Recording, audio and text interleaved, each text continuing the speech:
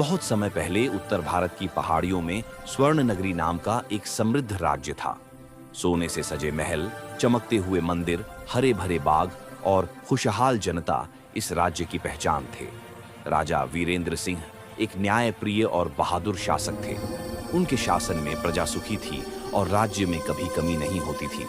इस समृद्धि का रहस्य था महल के नीचे रखी हुई एक अद्भुत स्वर्ण मणि, जिसके तेज से राज्य में वर्षा, फसल और शांति बनी रहती थी। एक दिन भयंकर तूफान उठा, बिजली गरजी और धरती हिलने लगी।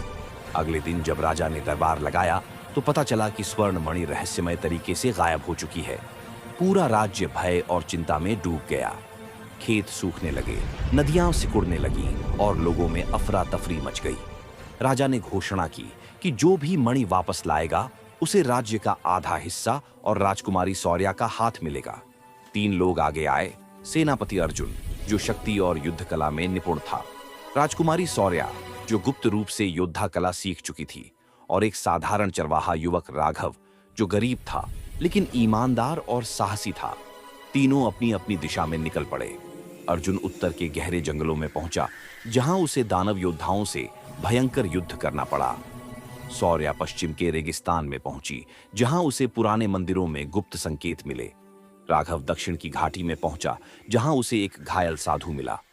राघव ने साधु की सेवा की और बदले में साधु ने उसे सच्चाई बताई कि मणि किसी ने चुराई नहीं, बल्कि राज्य के लालच और अहंकार से खुद गायब हो गई है। उसे पाने के लिए बल नहीं, बल्कि भक्ति और त्याग चाहिए। राघव ने यह सुनकर राजकोष से सोना निकाला और जरूरतमंदों में बांट दिया।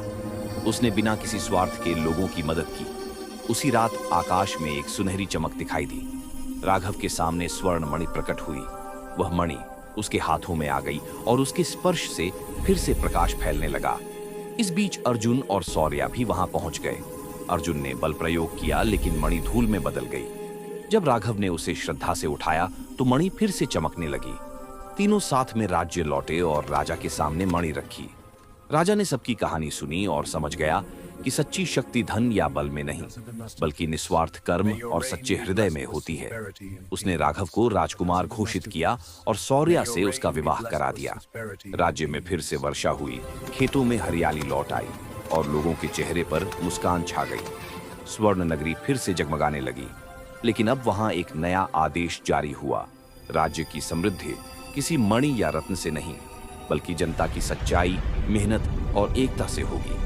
लोग अपने कर्म में विश्वास करने लगे और स्वर्ण नगरी सदा के लिए इतिहास में अमर हो गई।